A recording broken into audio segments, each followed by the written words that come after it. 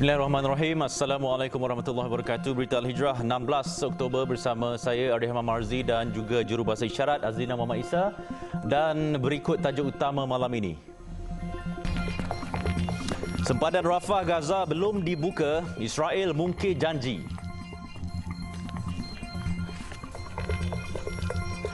Juga pesawat negara tidak boleh mendarat tanpa kesepakatan negara jiran.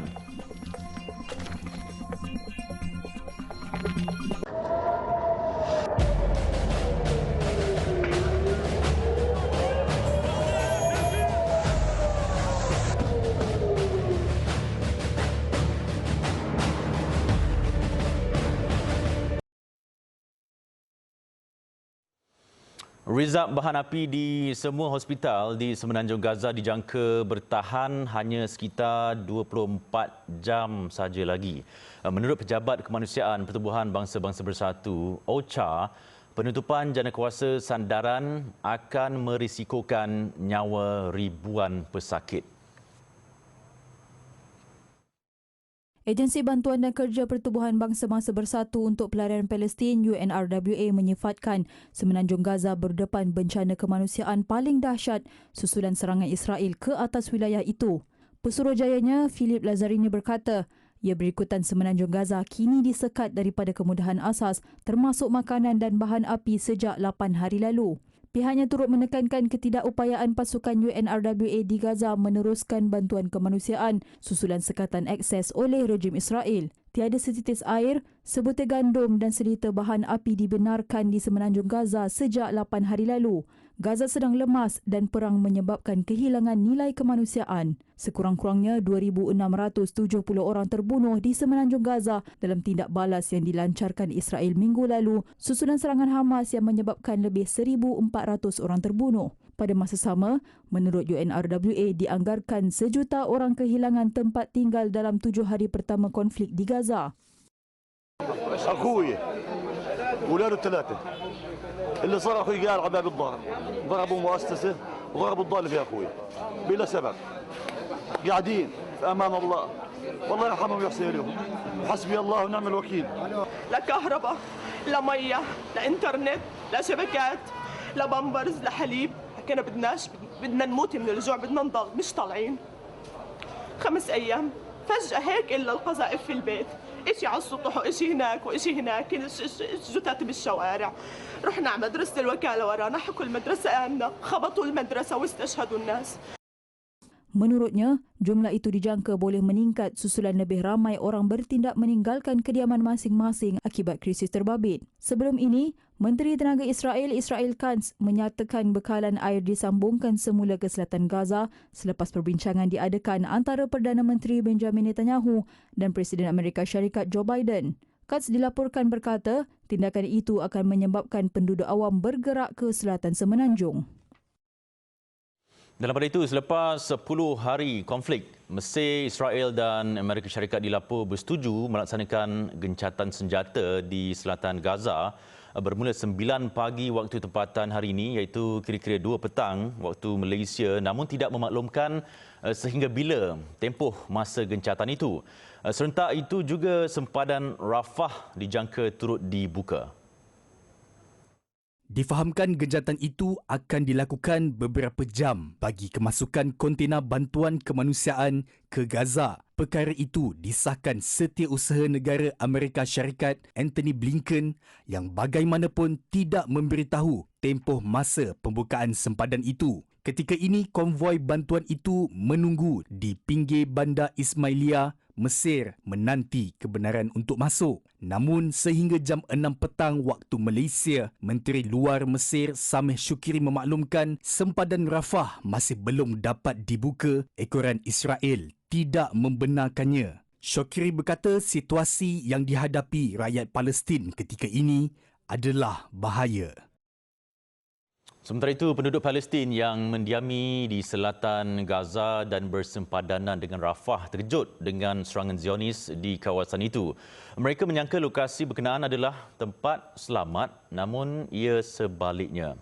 Ketika ini, ramai penduduk di bahagian utara telah berpindah ke bahagian selatan. الاولاد الصغار كانوا نايمين فجانا ضوى كل رفح ضوى ودب قويه يعني قويه الدبه وقمنا نجري لقينا البيت مهدوم البيت يعني بضمش لابناء تنظيم يعني الناس هذول بحالهم ما بتدخلوش اي يعني لا لهم انتماء تنظيم ولا سياسي وجينا لقينا الدار مهدوم وفي جثث وفي اصابات ونقلناه. سمعنا انفجار طلعنا نجري طلعنا بنفكر في ارض زراعيه بشيء لقينا في دار مأهول دار ناس امنين من الناس اللي خاطبوهم من غزه قالوا لهم ارحلوا باتجاه الجنوب اجوا رحلوا باتجاه الجنوب على مكان امين لا في فصائل ولا في تنظيمات ولا في أي حاجة ناس أبرياء ما فيش فيهم ولا حاجة. Zionis dilapor berterusan membedil kawasan selatan Gaza termasuk Khan Yunis dan Rafah dan penduduk kini rasa tertipu dengan perpindahan yang diarah Zionis supaya mengosongkan bahagian utara sejak minggu lalu. Israel akan membuat kesilapan besar jika mahu menduduki Gaza. Itu pandangan Presiden Joe Biden ketika ditanya adakah pihaknya akan menyokong langkah Zionis mahu merampas semula wilayah Gaza. I think it'd be a big mistake. Look, what happened in Gaza, in my view, is Hamas and the extreme elements of Hamas don't represent all the Palestinian people.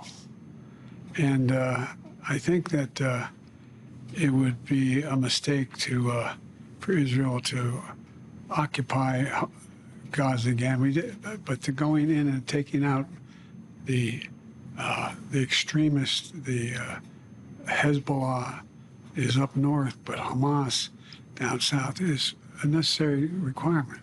Beliau berkata demikian dalam program Berita 60 Minit CBS semalam. Ketika ditanya adakah tentera Amerika akan menyertai Israel dalam peperangan itu, Biden berkata tidak perlu, namun akan membantu menyediakan keperluan tentera itu. Setakat ini, Amerika sudah menghantar 2 kapal pengangkut pesawat ke timur Mediterranean sebagai tanda sokongan kuat terhadap Israel. Raja Arab Saudi, Raja Salman Abdul Aziz Al Saud memanggil mesyuarat tergempar Pertubuhan Kerjasama Negara Islam OIC bagi membincangkan konflik Palestin-Israel yang semakin memburuk. Mesyuarat tergempar itu akan diadakan di Jeddah, Arab Saudi pada 18 Oktober ini. Arab Saudi yang juga pengerusi sidang kemuncak Islam dan jawatan kuasa eksekutif OIC memaklumkan satu mesyuarat tergempar akan diadakan bagi mendesak dan menangani situasi ketenteraan yang semakin memuncak di Gaza dan kawasan sekitarnya. Menurut OIC, keadaan yang semakin memburuk membahayakan nyawa orang awam serta kestabilan dan keselamatan wilayah itu. Sebelum ini, Menteri-Menteri Luar Liga Arab telah mengadakan mesyuarat luar biasa di Kahirah, Mesir pada Rabu lalu untuk membincangkan mengenai konflik Israel-Palestin. Mesyuarat itu untuk meneroka kaedah politik dan diplomatik yang boleh dilaksanakan oleh negara-negara Arab dan masyarakat global dalam menangani konflik berkenaan. Malaysia menyela kuasa besar dan negara barat yang membiarkan kekejaman Israel terhadap Palestin berterusan. Tegas Perdana Menteri Datuk Seri Anwar Ibrahim, dunia menjadi saksi kezaliman tersebut. Namun, rejim Zionis masih melakukan serangan dengan angkuhnya. Kita menyaksikan dalam sejarah episod-episod getir dan gelap. Tetapi untuk diteruskan dan disahkan atau dibiarkan oleh kuasa-kuasa besar, pelopor demokrasi, kebebasan, liberalisme Barat dan Amerika Syarikat, itu sangat membingungkan. Jelasnya beliau tidak pernah terfikir bahawa akan muncul kelompok manusia yang sekejam rejim Zionis sepanjang pelibatannya dalam politik.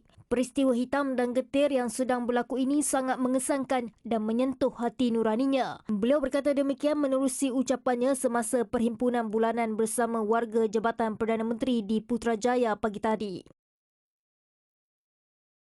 Dalam perkembangan sama, Perdana Menteri ketika di Parlimen berkata sebarang tindakan untuk menghantar tentera Malaysia ke Palestin termasuk bagi menjalankan misi pendamai atau keamanan ataupun koridor kemanusiaan perlu disepakati oleh negara-negara jiran terlebih dahulu.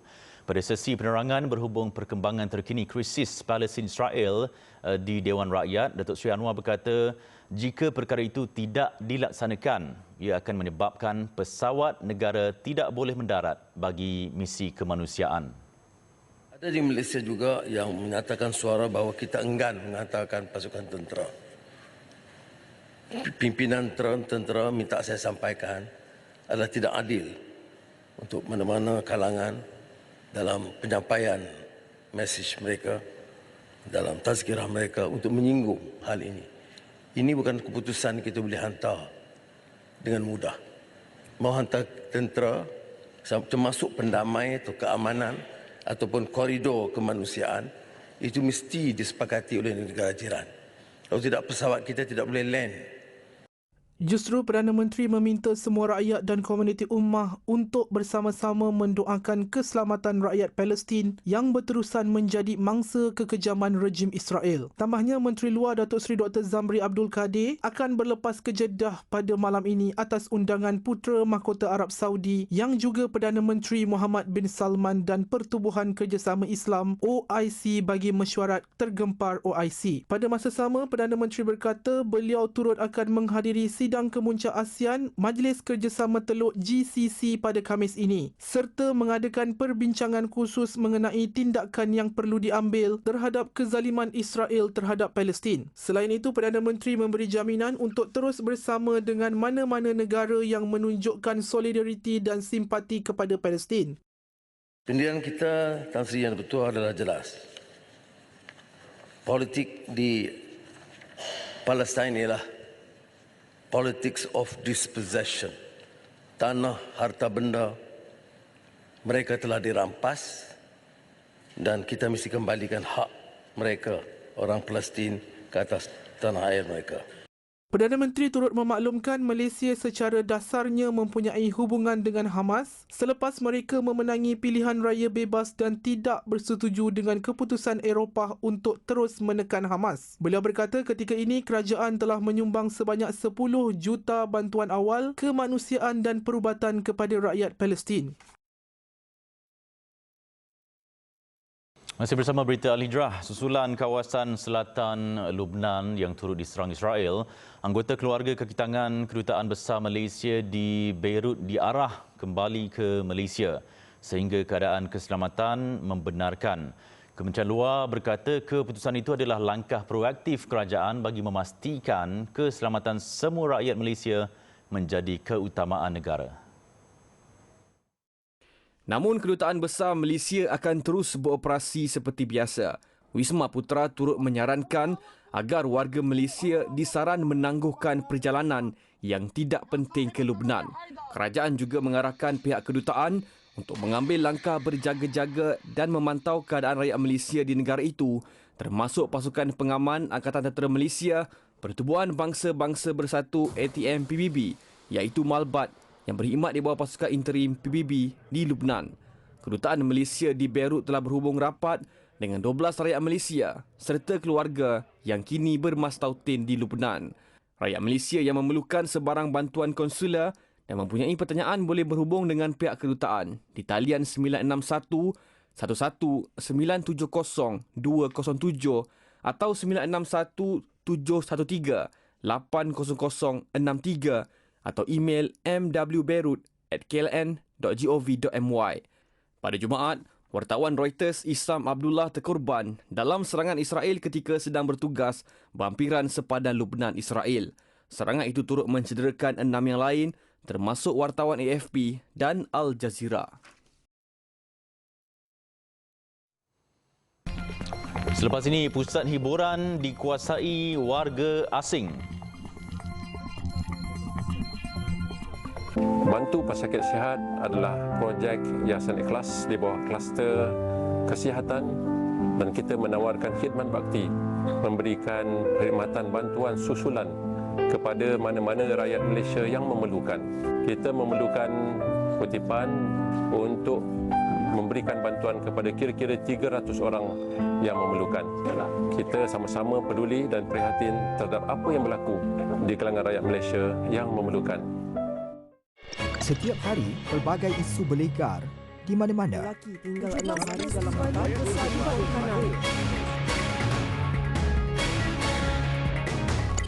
Kami dengar suara anda.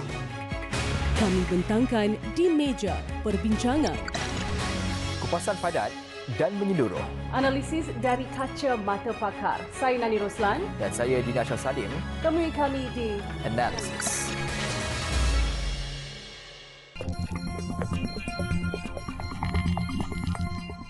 Sebuah pesawat jenis Beechcraft B200T milik Tentera Udara Diraja Malaysia TUDM melakukan pendaratan cemas di lapangan terbang Sultan Abdul Aziz Shah Subang tengah hari tadi.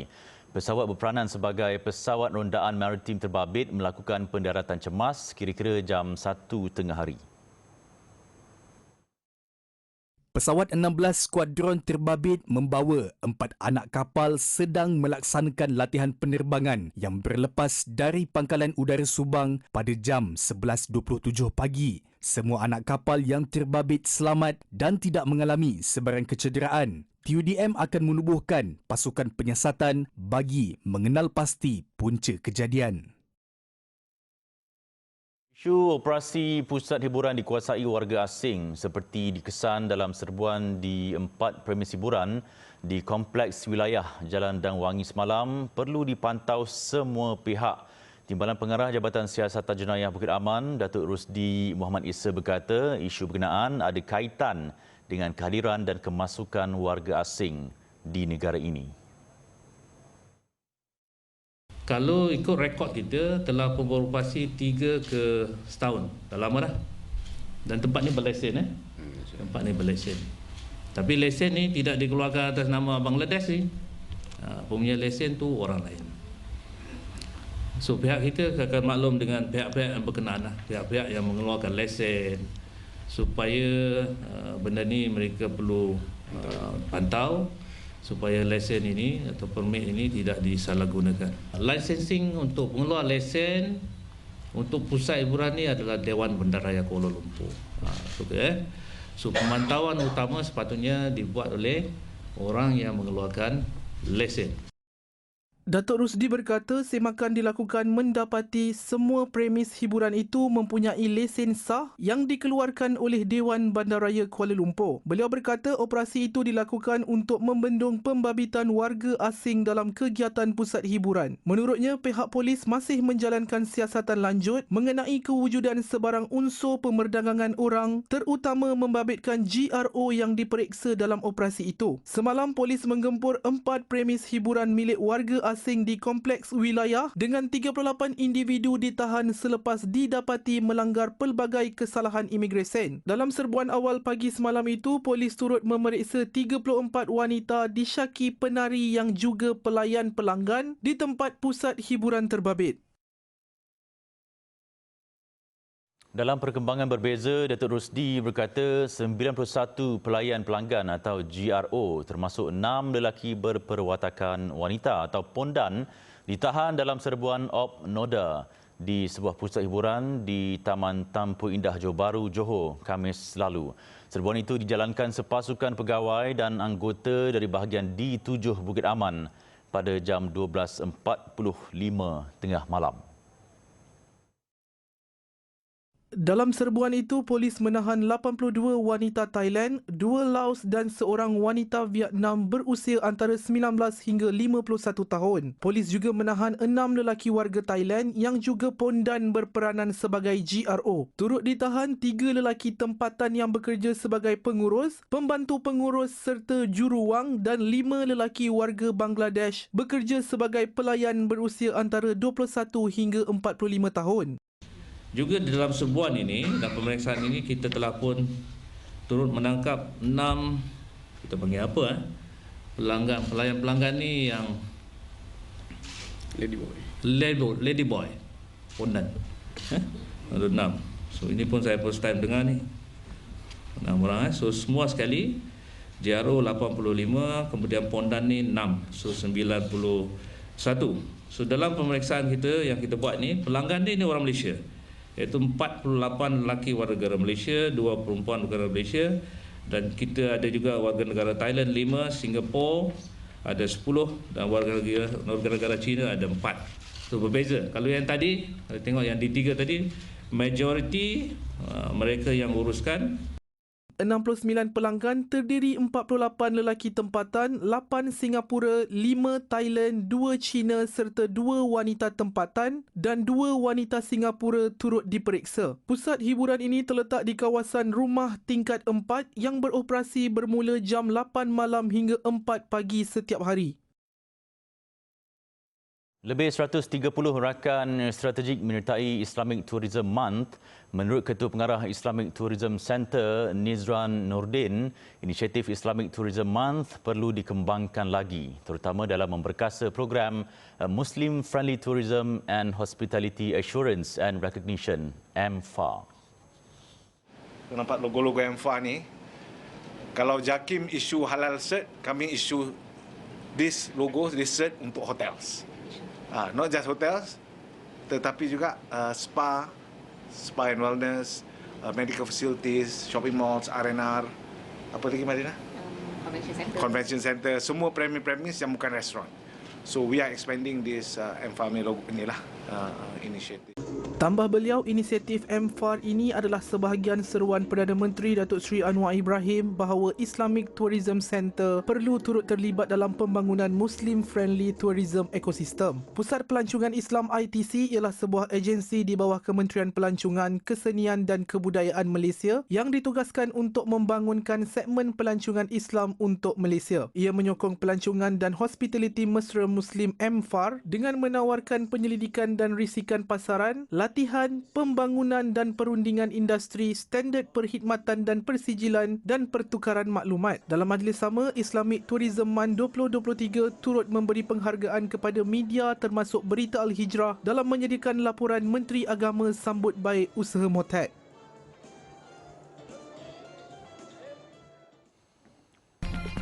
Seketika nanti, tradisi ngejut Lombok penuh tradisi.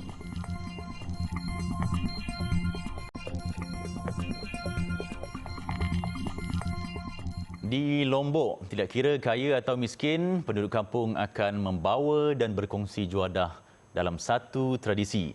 Ngejot atau bertandang, sebuah tradisi dan budaya masyarakat terdahulu di perkampungan Pringgasela yang terletak di Pulau Seribu Masjid masih diamalkan setiap kali menyambut Maulidur Rasul. Dalam menzahirkan kecintaan kepada Nabi Muhammad SAW, kesempatan itu diambil untuk mengukuhkan lagi silaturahim tanpa mengira latar belakang dan darjat. Wartawan Khadijah Faisal bersama jurukamera Mazian Seman ada butirannya.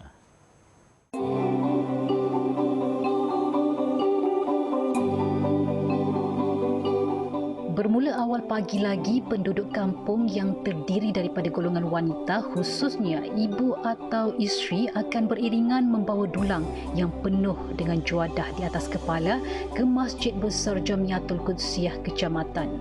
Hampir 600 dulang diisi dengan makanan tradisional dan 400 dulang lagi dipenuhi makanan ringan.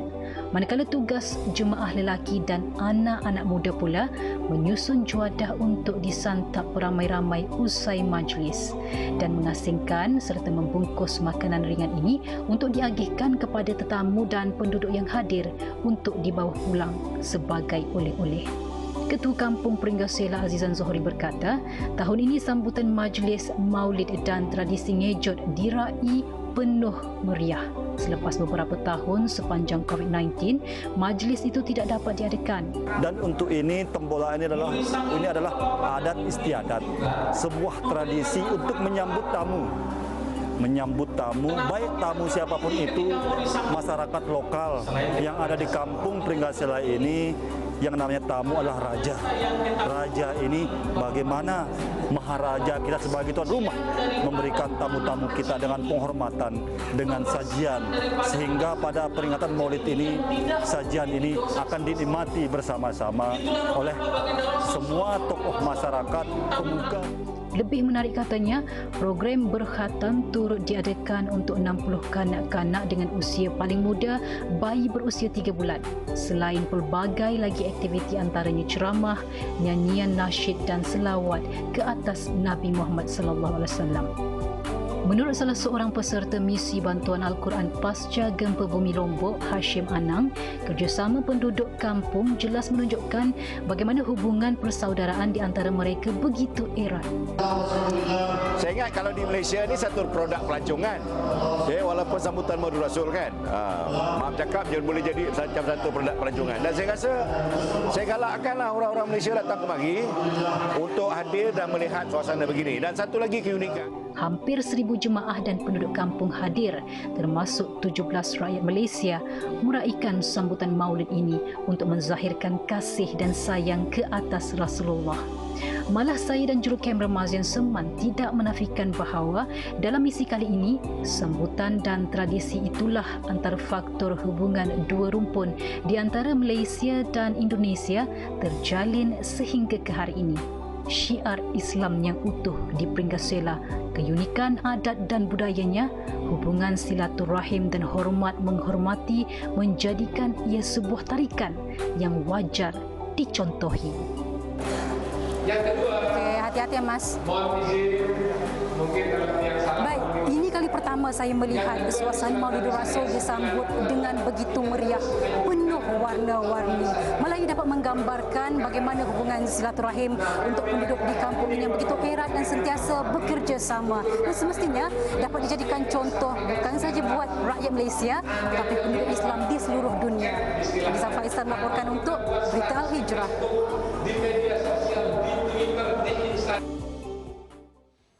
Universiti Islam Antarabangsa Sultan Abdul Halim Muazzam Shah atau UniSyams berjaya menerima penarafan bersepadu Institusi Pendidikan Tinggi Malaysia bagi tahun 2022 sebagai IPT yang berdaya saing. Sultan Kedah Sultan Salihuddin Badli Shah bertitah kejayaan itu meletakkan UniSyams sebaris dengan IPT awam dan swasta terkemuka lain di negara ini. Titah baginda, penerimaan itu merupakan pencapaian yang membanggakan. Baginda turut berharap agar UniSyams sebagai sebuah IPT Islam milikan penuh Kerajaan Negeri Kedah akan terus dipelihara dengan sebaiknya serta diberikan suntikan dan sokongan tanpa berbelah bahagi dalam pelbagai aspek demi menjamin kelangsungan UniSyams untuk kekal relevan di masa akan datang. Sultan Kedah bertitah demikian sempena istiadat Convocation UniSyams kali ke-25 di Kuala Ketil. Istiadat ini berlangsung selama 2 hari bermula semalam menyaksikan seramai 1,290 graduan menerima diploma dan ijazah dalam bidang masing-masing. Menarik perhatian pada convocation kali ini, menyaksikan graduan dua beradik Siti Nurani Muhammad 36 tahun berjaya menamatkan pengajian dalam PhD Usuluddin bersama adiknya Siti Nur Husaini Muhammad 20 tahun ijazah pengajian tahfiz dan qiraat. Harapan selepas kami berjaya menjadi graduan UniSyams di sini supaya dapat kami mengembangkan lagi ilmu yang kami dapat daripada para masyayikh, tidak seperti masyayikh jugalah semua para guru dan juga murabbi kami yang mendidik kami di sini supaya kami dapat meluaskan lagi ilmu yang kami terima di sini, insya-Allah. Sementara dua lagi adik-beradik iaitu Muhammad Arham Muhammad 31 PhD Usuluddin dan Siti Nurhuzun Muhammad 23 Master Pengajian Al-Quran masih meneruskan pengajian dan dijangka tamat penghujung tahun hadapan.